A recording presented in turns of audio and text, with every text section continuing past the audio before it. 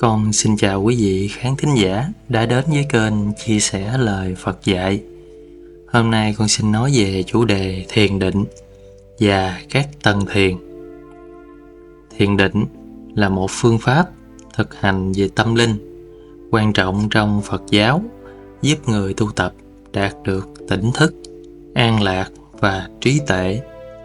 Thiền định không chỉ là một công việc tập trung tâm trí mà còn là một con đường để chúng ta hiểu rõ về bản chất của thực tại, chấm dứt nỗi đau khổ để đạt đến giác ngộ. Trong truyền thống Phật giáo nguyên thủy, thiền định được chia ra làm các tầng thiền hoặc trạng thái tâm thức cao hơn. Có 4 tầng thiền thuộc về thiền sắc giới và 4 tầng thiền thuộc về thiền vô sắc giới. Tổng cộng là tới 8 tầng thiền. Các tầng thiền này diễn tả những trạng thái tâm lý khác nhau để đạt được thông qua sự sâu sắc của tập trung. Khi các giác quan hướng ra ngoài và bị chi phối bởi ngoại cảnh, thì ý và khí sẽ bị xáo trộn trong những khuynh hướng ưa thích, đó là ghét bỏ, dao động, thụ động và bị phân vân bất định. Đó là những trở ngại cho sự an ổn mà thiền định được gọi là truyền cái.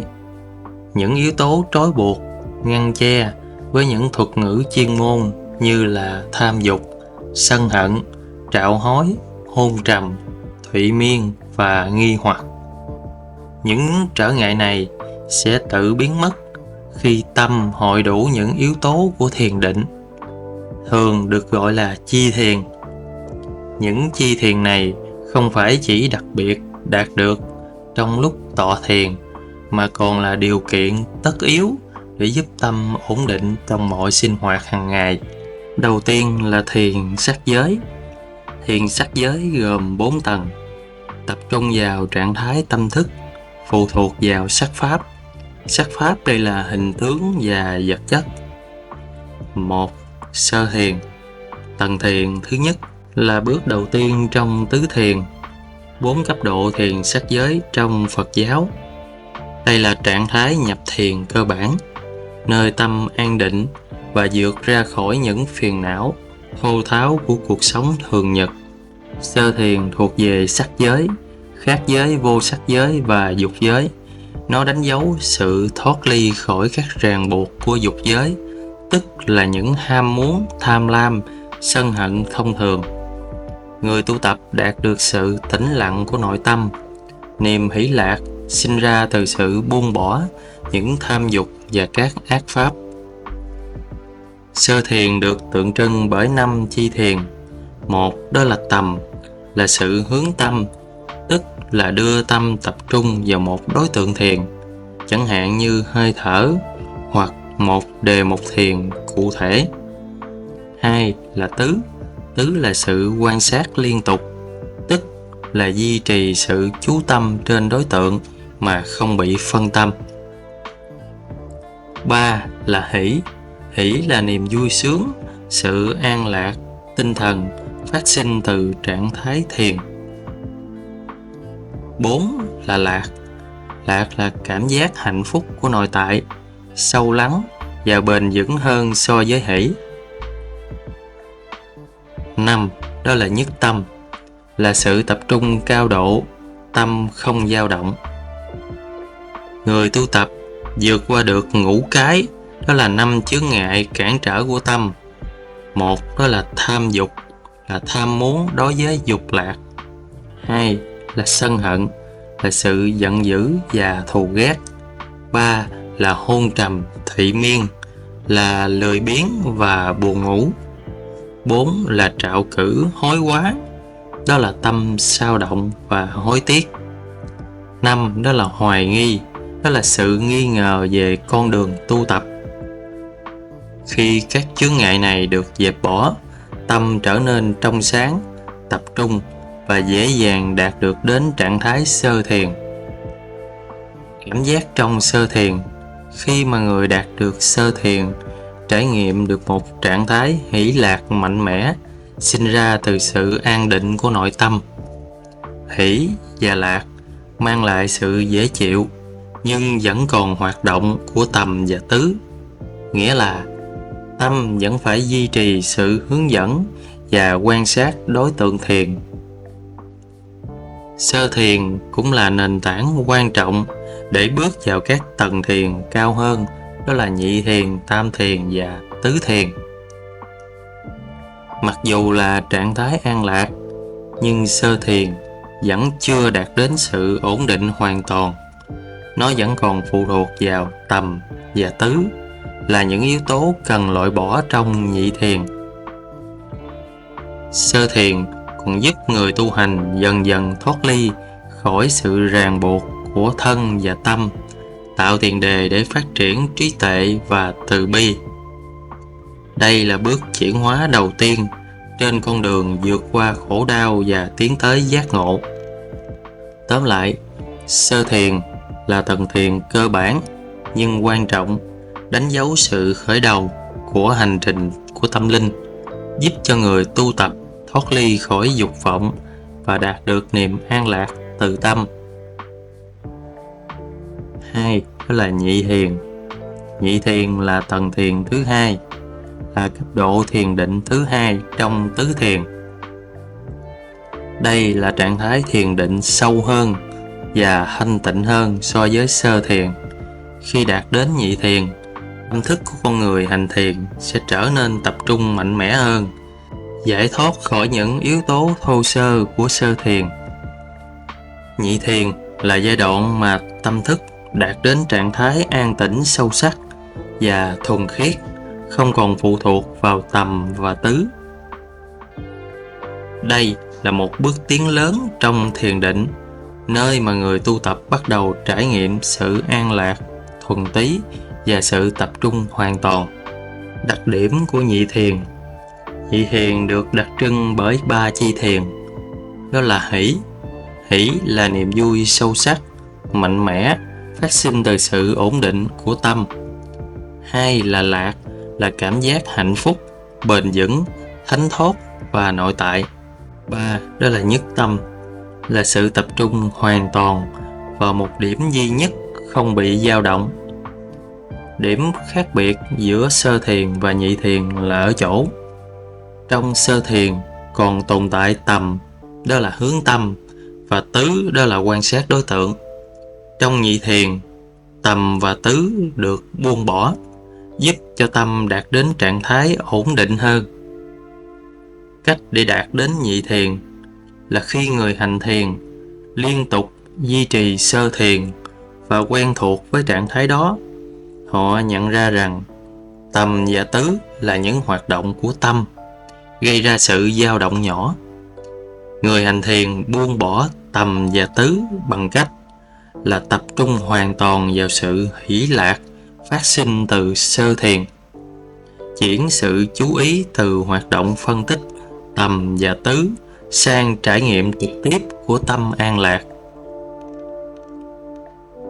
Cảm giác trong nhị thiền. Người đạt đến nhị thiền trải nghiệm sự an lạc thuần khiết hơn. Hỷ là niềm vui trở nên sâu sắc hơn, và tâm không còn bị phân tán bởi tầm và tứ. Lạc, đó là hạnh phúc, xuất hiện trong một trạng thái an bình của nội tại, không bị ảnh hưởng bởi yếu tố bên ngoài. Tâm đạt đến trạng thái tĩnh lặng và ổn định tuyệt đối, không dao động bởi bất kỳ những suy nghĩ hay là cảm giác nào. Nhị thiền còn giúp cho tâm thức trở nên trong sáng và mạnh mẽ hơn, tạo nền tảng cho sự phát triển trí tuệ sâu sắc hơn trong các tầng thiền cao hơn. Nó loại bỏ sự thô tháo của tầm và tứ. Nó giúp tâm tiếp cận được trạng thái thanh tịnh hơn. Nhị thiền không chỉ là một trạng thái an lạc, mà còn giúp người hành thiền giảm thiểu đi sự bám chấp và tiến gần hơn đến sự giải thoát khỏi khổ đau. Sự khác biệt giữa sơ thiền và nhị thiền. Về yếu tố tầm và tứ, sơ thiền thì có tầm và có tứ, nhị thiền thì không có tầm và không có tứ. Sơ thiền có hỷ và lạc vẫn còn thô sơ. Ở nhị thiền, hỷ và lạc nó sâu sắc và thuần khiết hơn. Ở sơ thiền, nhất tâm thì chưa được hoàn toàn mạnh mẽ. Ở nhị thiền, nhất tâm trở nên ổn định và mạnh mẽ hơn. Nhị thiền giúp cho người tu tập trải nghiệm được một trạng thái của nội tâm sâu sắc, giải thoát tạm thời khỏi phiền não.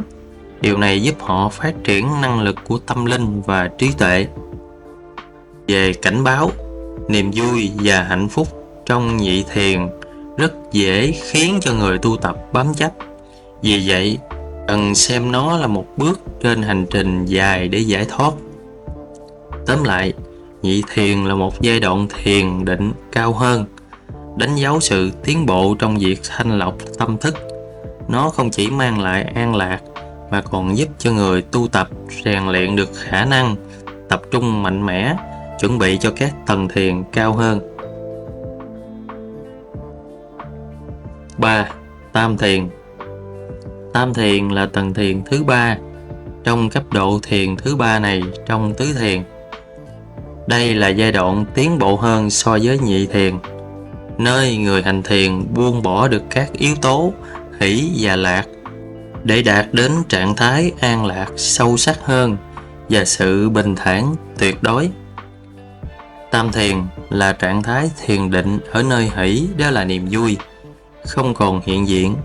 Thay vào đó là lạc, đó là hạnh phúc, thuần khiết và sâu lắng hơn.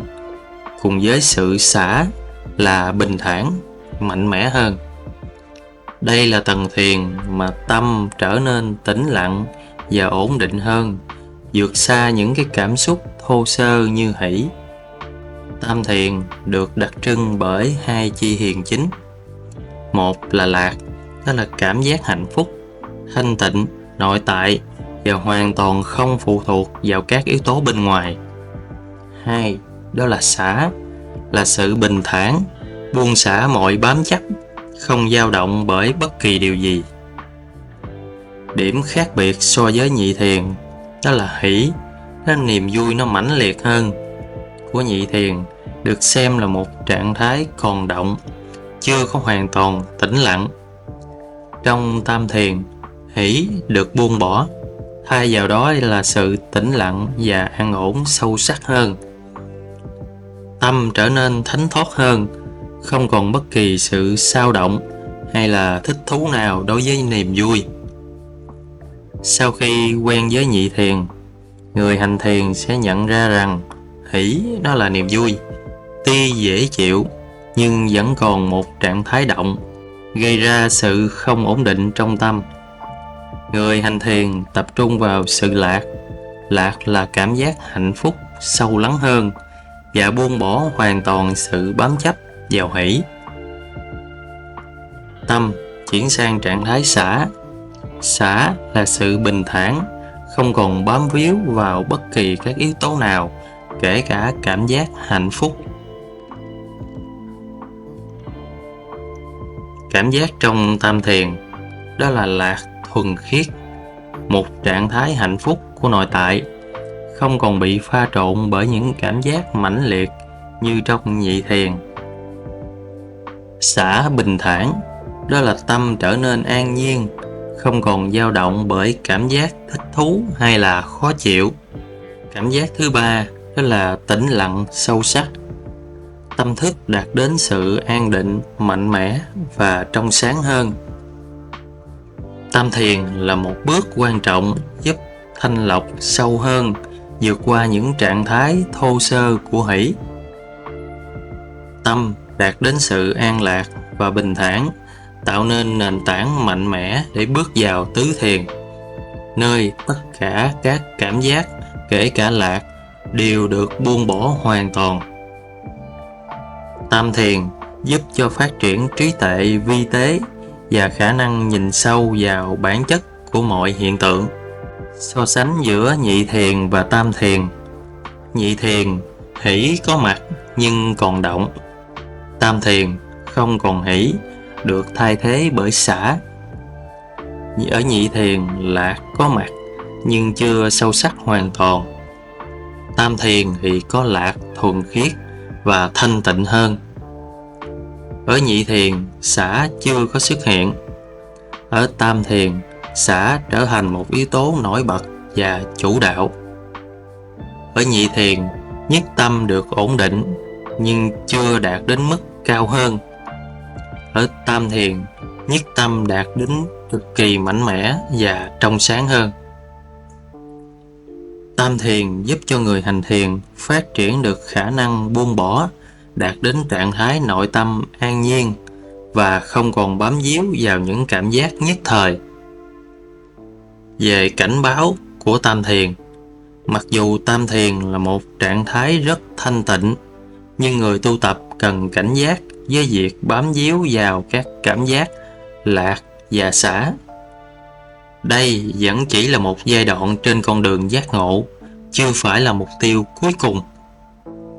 Tóm lại, tam thiền cũng là một cấp độ thiền định sâu sắc hơn nhị thiền, nơi tâm buông bỏ được niềm vui gọi là hỷ, để đạt được trạng thái an lạc, thuần khiết và trạng thái bình thản tuyệt đối gọi là xả. Đây là bước quan trọng trên hành trình thanh tịnh hóa tâm thức, chuẩn bị cho giai đoạn cuối cùng của tứ thiền. Tứ thiền là tầng thiền thứ tư, là cấp độ thiền cao nhất trong tứ thiền sắc giới. Đây là trạng thái thanh tịnh tuyệt đối, vượt qua mọi cảm xúc, cảm giác và ngay cả sự phân biệt về hạnh phúc và bình thản. Người hành thiền đạt đến được sự xả niệm thanh tịnh, là một trạng thái trong sáng, hoàn toàn tự tại và an ổn. Tứ thiền là một trạng thái thiền định hoàn toàn ổn định, nơi tâm đến được sự xả niệm, sự buông bỏ mọi chấp trước, mọi cảm xúc và mọi ý niệm. Đây là giai đoạn mà tâm thức không còn bị lay động bởi bất kỳ cảm giác nào, kể cả cảm giác hạnh phúc hay là khổ đau. Tứ thiền được đặc trưng bởi một chi thiền duy nhất. Xả là sự bình thản, thanh tịnh hoàn toàn, không bị chi phối bởi cảm giác lạc hay là bất kỳ hình thức nào. Hai, đó là nhất tâm, là sự tập trung cao độ, hoàn toàn vững chắc và không dao động. Khác với tam thiền thì còn yếu tố lạc, đó là hạnh phúc, nhưng trong tứ thiền, lạc cũng được buông bỏ. Tứ thiền chỉ giữ lại sự xả niệm thanh tịnh, không còn bất kỳ sự thích thú hay là bám chấp vào bất kỳ trạng thái nào. Cách đạt đến tứ thiền: sau khi quen thuộc với tam thiền, người hành thiền nhận ra rằng lạc đó là hạnh phúc, tuy rất thanh tịnh nhưng vẫn còn một cảm giác, và cảm giác này cũng được buông bỏ. Người hành thiền hướng tâm đến sự xả, đó là sự bình thản tuyệt đối, không còn bám víu vào bất kỳ trạng thái nào, kể cả hạnh phúc. Khi tâm hoàn toàn rời bỏ cảm giác lạc, nó đạt đến trạng thái xả niệm thanh tịnh, là một sự tĩnh lặng tuyệt đối. Cảm giác trong tứ thiền đó là hoàn toàn tĩnh lặng, không còn cảm giác động nào, kể cả hỷ và lạc. Tâm trở nên sáng suốt và trong trẻo, bình thản tuyệt đối, không còn sự thích thú hay là khó chịu, không còn phân biệt giữa tốt và xấu, khổ đau hay là hạnh phúc. Cảm giác thứ ba đó là tự tại, tâm hoàn toàn giải thoát khỏi mọi ràng buộc của cảm giác và ý niệm. Tứ thiền là một trạng thái tâm hoàn toàn ổn định, là nền tảng quan trọng để phát triển tuệ và tiến đến giác ngộ. Tâm trong tứ thiền không còn bị chi phối bởi bất kỳ yếu tố nào của thế gian, từ đó dễ dàng nhận ra được bản chất thật của các pháp, đó là vô thường, khổ và vô ngã. Đây là giai đoạn chuẩn bị cho sự vượt ra khỏi sắc giới để tiến đến vô sắc giới, hoặc đạt được trạng thái niết bàn. So sánh giữa tam thiền và tứ thiền: ở tam thiền hỷ không còn, tứ thiền hỷ cũng không còn. Ở tam thiền lạc có mặt nhưng thanh tịnh. Ở tứ thiền lạc không còn, được thay thế bởi xả. Tam thiền xuất hiện xả nhưng chưa hoàn toàn chi phối. Ở tứ thiền, xả chi phối hoàn toàn, trở nên là yếu tố chính. Ở tam thiền, nhất tâm được ổn định nhưng chưa đạt được mức tối thượng. Ở tứ thiền, nhất tâm được ổn định tuyệt đối và không dao động.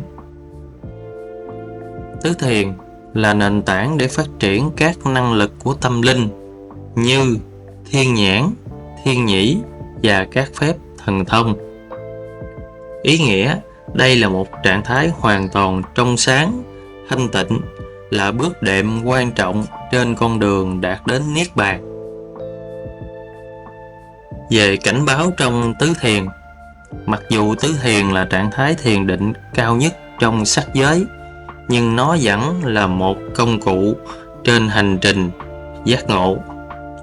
Người hành thiền không nên bám chấp vào sự thanh tịnh, tĩnh lặng của tứ thiền, vì điều này có thể cản trở việc tiến tới giác ngộ hoàn toàn của mình. Tóm lại, trong tứ thiền là tầng thiền định cao nhất trong tứ thiền sắc giới, nơi tâm đạt đến sự xả niệm thanh tịnh, hoàn toàn buông bỏ mọi cảm xúc, cảm giác và ý niệm. Đây cũng là trạng thái tâm lý, lý tưởng để phát triển trí tuệ, để đạt được sự giải thoát trọn vẹn trong Phật giáo. Kế tiếp là phần 2 là thiền vô sắc giới. Khi đã vượt qua được các tầng thiền sắc giới, người tu hành có thể tiến vào thiền vô sắc giới, nơi không còn phụ thuộc vào các sắc pháp. Thiền này bao gồm 4 tầng. Một là không vô biên xứ, đó là tầng thiền về không gian vô hạn.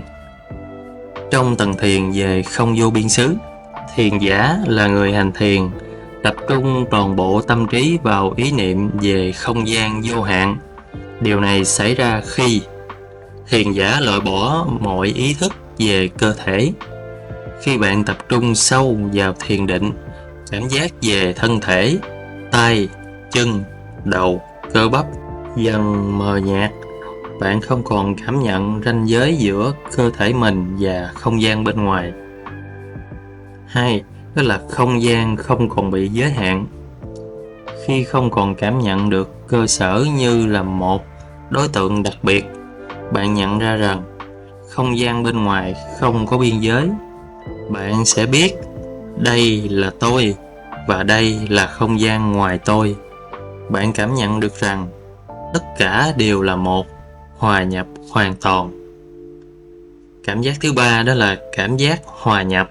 Không gian vô biên dẫn bạn tiến tới nhận thức rằng bản thân bạn, ý thức, tâm trí cũng là một phần của không gian vô tận. Cảm giác tôi là ai hoặc tôi đang ở đâu sẽ biến mất. Chỉ còn lại cảm giác về không gian rộng lớn, bao la, không đầu cũng không cuối. Ví dụ, bạn hãy tưởng tượng bạn đang ngắm nhìn bầu trời ban đêm, không có bất kỳ vật cản nào trước mắt của mình. Sau một lần, bạn quên mất rằng mình đang đứng trên trái đất và chỉ cảm nhận được sự bao la của bầu trời. Bạn cũng không biết mình đang bắt đầu ở đâu và bầu trời nó kết thúc ở đâu. Tất cả hòa thành làm một. Trong thiên nhiên, trạng thái này được cảm nhận mạnh mẽ hơn nhiều, vì bạn không chỉ quên đi sự tồn tại của cơ thể mình, mà còn hoàn toàn nhận thức về không gian vô biên, không bị gián đoạn bởi bất kỳ điều gì cả. 2. Đó là thức vô biên xứ, là tầng thiền về tâm thức vô hạn, là tầng thiền thứ 2 trong tứ vô sắc định. Đây là trạng thái thiền định khi thiền giả vượt qua ý niệm về không gian vô hạn để chuyển sang tâm trí nhận thức về tâm thức vô hạn. Để hiểu rõ hơn, thức là gì? Thức ở đây là ý thức, nhận thức hay là trí tuệ của thiền giả. Nó không chỉ là nhận thức về bản thân như cơ thể hay là cảm giác, mà là nhận thức về sự tồn tại rộng lớn bao trùm mọi nơi. Ở tầng thiền không vô biên xứ, tưởng giả nhận ra không gian là vô hạn, nhưng vẫn còn lỗi về khái niệm về không gian. Khi đạt đến tầng thiền thức vô biên xứ, thiền giả bỏ cái khái niệm về không gian và nhận ra rằng ý thức của mình mới là vô hạn. Ý thức này không bị giới hạn bởi cơ thể xác định, thời gian hay là địa điểm. Nó có thể là lan rộng ra khắp mọi nơi trong vũ trụ. Cảm nhận của thiền giả ở trong trạng thái thức vô biên xứ. Một là ý thức không có biên giới. Thiền giả cảm nhận được rằng tâm thức của mình không chỉ nằm trong cơ thể mà còn trải rộng ra khắp nơi, bao trùm mọi nơi, không có giới hạn nào là không có ý thức này. Hai là mọi sự kết nối đều tan biến. Thiền giả không còn bị ràng buộc bởi những mối liên hệ giữa tâm thức và các đối tượng cụ thể như cơ thể, cảm giác, suy nghĩ. Chỉ tồn tại một sự nhận biết thuần túy, đó là thức ăn lớn vô cùng. Ví dụ, giống như một khi bạn đã nhìn thấy một ngọn gió thổi qua một cánh đồng, bạn không thể chạm vào nó hay định vị nó, nhưng bạn biết rằng nó tồn tại ở khắp mọi nơi. Tâm thức của bạn ở trong trạng thái thức vô biên xứ cũng giống như vậy, hiện diện và bao trùm và vô hạn. Ví dụ cụ thể để quý vị hình dung. Hãy tưởng tượng bạn đang ngồi thiền trong một căn nhà nhỏ. Ban đầu, bạn ý thức về không gian của một căn hộ liên quan đến không vô biên xứ. Sau đó, bạn tiếp tục tập trung đi sâu hơn. Bạn cảm nhận được rằng ý thức của bạn không còn bị giới hạn bởi căn phòng đó nữa, mà là ý thức của bạn trải rộng ra, vượt qua 4 bức tường, vượt qua cả trái đất. Bạn cảm thấy mình ý thức được mọi thứ trong vũ trụ, nhưng không phải là thấy hay nghĩ về nó. Tâm trạng khi đạt đến thức vô biên xứ. Thiền giả không phân biệt giữa tôi và ngoài tôi. Thứ hai là tâm trí của họ ở trạng thái tự do, không bị bó buộc bởi giới hạn về thời gian, không có thời gian hay là cơ chế nào cả. Đây là một trạng thái an lạc sâu sắc, không có vật nào có thể lắng động, chỉ là ý thức tinh tinh vô hạn. Tóm lại, thức vô biên xứ là một trạng thái thiền cao cấp, nơi thiền giả buông bỏ mọi nhận thức thông thường về thế giới của vật chất và nhận ra rằng tâm thức của họ có thể bao trùm tất cả. Đó là một bước tiến sâu sắc về việc nhận thức về không gian vô hạn, đó là không vô biên xứ, đến nhận thức ra được sự vô hạn chính của tâm thức. 3. Đó là vô sở hữu xứ. Đó là tầng thiền thứ 3 trong tứ vô xác định. Đây là tầng thiền khi thiền giả vượt qua ý niệm về không gian và ý thức vô hạn để nhận ra rằng không có cái gì thuộc về mình. Đó là vô sở hữu, có nghĩa là không có chủ sở hữu, không bám víu vào bất kỳ thứ gì. Vô sở hữu là gì? Nghĩa là không còn ý niệm về sở hữu hay là thuộc về tôi. Thiền giả nhận thức rằng mọi thứ đều là vô thường, không có gì là của riêng mình, từ cơ thể, cảm giác, suy nghĩ cho đến cả không gian và tâm thức. Ở tầng thiền trước, thức vô biên xứ, thiền giả nhận thức rằng tâm thức là vô hạn, bao trùm khắp mọi nơi. Khi đến vô sở hữu xứ, thiền giả vượt qua ngay sự lắng díu vào ý niệm về công thức hay là ý thức vô hạn. Họ nhận ra rằng ngay cả ý thức cũng không phải là của mình, và thực chất cũng không có gì để sở hữu. Cảm nhận của thiền giả khi đạt đến trạng thái vô sở hữu xứ là không có cái gì là của tôi. Thiền giả từ bỏ mọi ý niệm về tôi hay là thuộc về tôi. Họ không còn cho rằng cơ thể, tâm trí, cảm giác, ngay cả ý thức là sở hữu của mình. Hay là hoàn toàn thả, đó là tâm trí trở nên nhẹ nhàng, không còn bị mắc kẹt vào bất kỳ điều gì. Nghĩa là không có cái gì để lấy, cũng không có đối tượng nào để bám víu. Cái cảm giác thứ ba đó là cảm giác trống rỗng tuyệt đối. Thiền giả không còn nhận thức về bất cứ đối tượng nào ở trong tâm trí, kể cả ý thức vô hạn của mình. Chỉ còn tồn tại tĩnh lặng trong trạng thái trống rỗng. Ví dụ minh họa cho quý vị dễ hình dung là hãy tưởng tượng bạn đang uống một ly cocktail. Ở trạng thái thông thường, bạn cảm nhận được những cái tinh bột nó là của tôi. Khi bước vào trạng thái sở hữu xứ, bạn hãy buông bỏ ý niệm rằng bột đá đó thuộc về tôi, hay là thậm chí đó bột đá đó có tồn tại. Lúc này, bạn chỉ còn lại cảm giác đó là không có cái gì để nắm giữ hết. Trong thiền định, bạn ngồi thiền và cảm thấy không gian nó bao la, đó là không vô biên xứ. Tiếp đó, bạn nhận thức được tâm trí của mình trải rộng khắp nơi trong vũ trụ, đó là thức vô biên xứ. Nhưng khi ở vô sở hữu xứ, bạn bỏ cả hai ý niệm trên, không còn không gian, cũng không còn ý thức. Tất cả không thuộc về bạn. Bạn tồn tại trong ở trạng thái là trống rỗng hoàn toàn, không có gì thuộc về bạn hay về đặc điểm tâm lý. Khi đạt đến vô sở hữu xứ là sự giải phóng. Thiền giả cảm nhận được sự tự do tuyệt đối, bởi vì không còn bất kỳ điều gì nó ràng buộc mình hết. Thứ hai là buông bỏ hoàn toàn, là không còn dính mắc vào cái ý niệm nào cả, hay đối tượng hay là cảm giác nào cả. Thứ tư, đó là phi tưởng phi tưởng xứ. Đó là tầng thiền không có nhận thức rõ ràng. Phi tưởng phi tưởng xứ là một khái niệm trong Phật giáo. Nó thuộc về tứ vô xác định, là tầng thiền thứ tư. Đây là tầng thiền cao nhất trong cảnh giới vô sắc, nơi tâm thức vượt qua cả những ý tưởng về có nhận thức và không có nhận thức.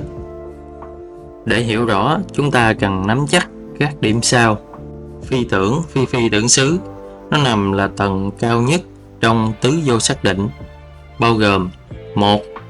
Không vô biên xứ là thấy không gian vô tận. 2. Là thức vô biên xứ là thấy tâm thức vô tận.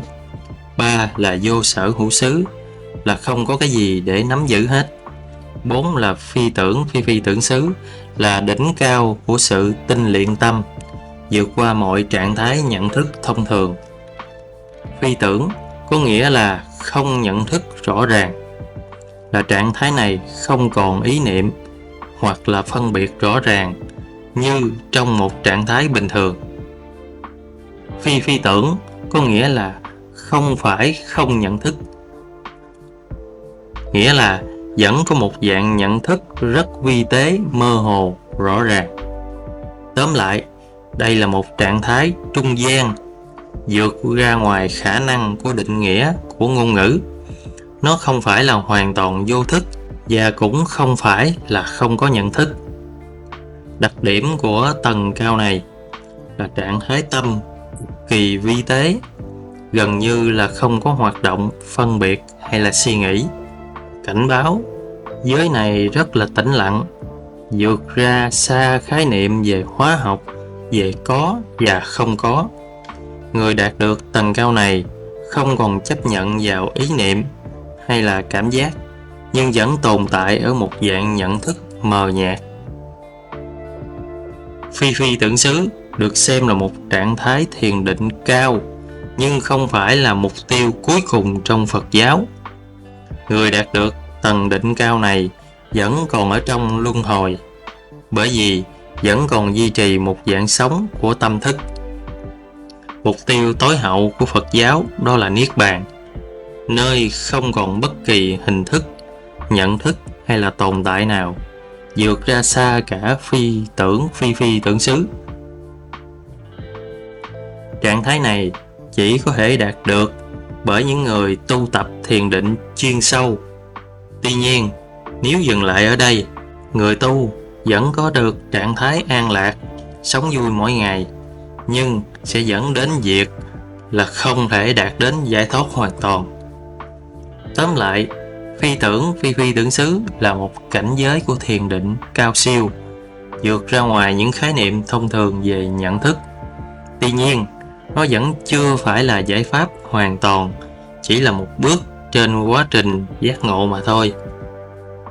Về lợi ích của việc thiền định, giúp chúng ta giảm căng thẳng, lo âu, giải tỏa những cái áp lực tinh thần, mang lại sự an lạc trong tâm hồn, giúp cho tâm trí trở nên ổn định hơn, không bị sao lãng bởi các yếu tố bên ngoài. Người bình thường không tu tập thiền định thì quý vị chưa hiểu rõ về vô thường, khổ, vô ngã. Nhưng người đã qua thiền định, người tu hành sẽ nhận ra bản chất thực tại của vô thường, khổ và vô ngã. Thiền định là nền tảng để đạt được trí tuệ cao nhất và thoát khỏi khổ đau.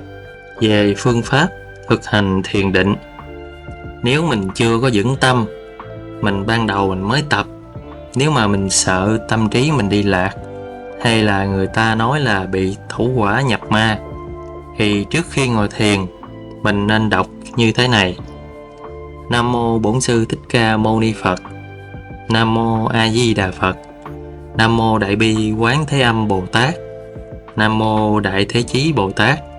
Con tên ABCD gì đó. Nay con tập ngồi thiền, giúp tâm an lạc, thấu suốt tất cả pháp trong thế gian. Mong các chư Phật hộ trì cho con ngồi thiền. Một là chuẩn bị phương pháp thực hành thiền định là một bước quan trọng để đảm bảo cho người hành thiền có điều kiện tốt để đạt được sự tập trung, thanh tịnh về tâm hồn. Thiền định không chỉ là một kỹ thuật mà còn là một trạng thái tâm linh, cần sự chuẩn bị về cả thể chất, tinh thần và môi trường xung quanh. Về chuẩn bị tâm lý và xác định mục tiêu. Xác định mục đích của thiền định là gì? Bạn thiền là để giải tỏa cảm giác căng thẳng, rèn luyện tâm trí, hay là tiến tới giác ngộ? Mục tiêu rõ ràng giúp mình duy trì cái động lực đó. Hai là buông bỏ những kỳ vọng. Thiền định là một quá trình, không phải là một mục tiêu phải đạt ngay lập tức. Hãy để tâm thoải mái, không áp lực. 3 là trạng thái tâm lý tiêu cực. Tránh thiền khi bạn đang quá mệt mỏi, căng thẳng hoặc là trong trạng thái cảm xúc tiêu cực. Về phần chuẩn bị cơ thể, một là mình chọn thời điểm thích hợp, đó là sáng sớm hoặc là tối khuya, là thời gian lý tưởng khi tâm lý ít bị phân tán và môi trường nó yên tĩnh. 2 là ăn uống hợp lý, không thiền khi quá no hoặc là quá đói. Một cơ thể thoải mái sẽ giúp tâm trí nó dễ an tịnh hơn. 3 là thư giãn cơ thể. Trước khi thiền, hãy tập vài động tác yoga nhẹ hoặc là ngồi hít thở sâu để cho thư giãn cơ bắp và kích hoạt được sự tuần hoàn của năng lượng. 4 là tư thế thiền. Tư thế thiền là mình ngồi thẳng lưng nhưng không căng thẳng. Tư thế phổ biến là ngồi kiết già, là ngồi xếp bằng, và ngồi bán già là ngồi một chân bắt chéo qua, hoặc là ngồi ở trên ghế. Nếu khó để giữ được thăng bằng thì mình ngồi trên ghế. Về cái môi trường ngồi thiền, một là không gian yên tĩnh, chọn nơi không có tiếng ồn, không bị sao lãng. Một cái góc phòng sạch sẽ hoặc là thoáng mát là nơi lý tưởng nhất. 2 đó là ánh sáng, chọn nơi có ánh sáng tự nhiên, dịu nhẹ, hoặc là ánh sáng nhân tạo cũng được, mờ mờ cũng được, giúp tạo cảm giác thư thái. 3 là nhiệt độ, đảm bảo không gian không quá nóng hoặc là không quá lạnh. Có thể dùng chăn hoặc là gối để hỗ trợ ngồi thiền.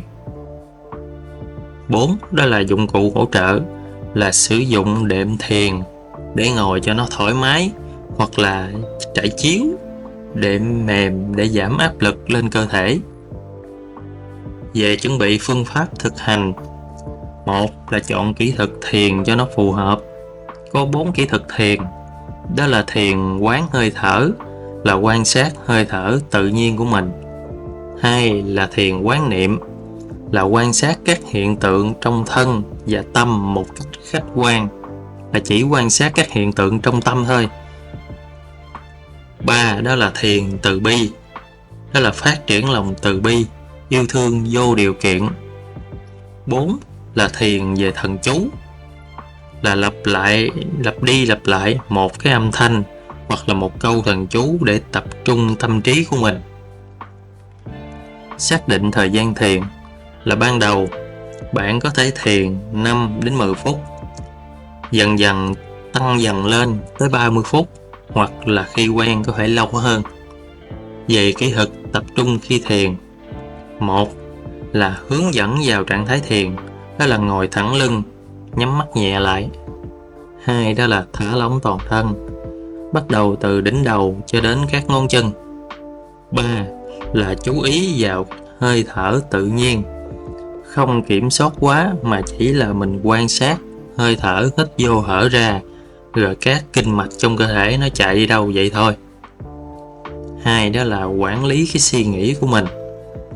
Khi suy nghĩ xuất hiện, đừng cố chấp chúng ta đẩy nó ra, mà thay vào đó hãy nhẹ nhàng quay lại tập trung vào hơi thở hoặc là đối tượng thiền của mình. 3 đó là sử dụng đếm số. Với người mới bắt đầu, bạn có thể đếm từ 1 đến 10 theo nhịp thở, giữ sự tập trung và lặp đi lặp lại. Hít vô 1, thở ra 1, hít vô 2, thở ra 2, hít vô 3, biết thở ra 3, tới 10 rồi quay lại 1. Quá trình kết thúc thiền định là chuyển sang trạng thái nhẹ nhàng. Trước khi kết thúc, hãy dành vài phút để cảm nhận cơ thể của mình, không gian và trạng thái tâm lý. 2 đó là mở mắt ra từ từ, nhẹ nhàng mở mắt, nhìn xuống trước khi quay lại các hoạt động sống hàng ngày của mình. 3 đó là ghi nhận trải nghiệm của mình, dành thời gian suy ngẫm về trải nghiệm của buổi thiền. Điều này giúp cho bạn nhận ra sự tiến bộ và điều chỉnh khi cần thiết. Duy trì thói quen thiền định, mình phải lập lịch thiền định đều đặn, thực hành hàng ngày vào cùng một thời điểm để tạo thói quen. 2 là không đặt áp lực. Nếu một ngày không thể thiền lâu thì chỉ cần ngồi thiền vài phút cũng mang lại lợi ích cho mình. 3 là kết hợp với đời sống của mình, là mình phải thực hành chánh niệm trong các hoạt động hàng ngày của mình. Như đi bộ, mình biết mình đang đi bộ, tập trung vào các cảm giác của lòng bàn chân, ngón chân. Tai mình cảm nhận gió nó thổi qua. Luôn giữ chánh niệm trong ăn uống lẫn cả khi làm việc để hỗ trợ cho quá trình thiền của mình. Người mới bắt đầu tập thiền thì nên đặt sự thoải mái và thư giãn lên hàng đầu, thay vì cố gắng ép mình vào những khuôn khổ phức tạp. Hãy bắt đầu với những bước nhỏ, duy trì sự kiên nhẫn và không ngừng học hỏi.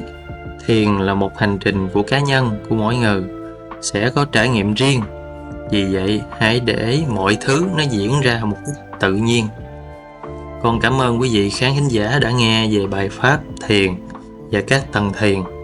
Nguyện cho quý vị cố gắng hành thiền để đạt được như những gì mình mong muốn. Nam mô Bổn Sư Thích Ca Mâu Ni Phật.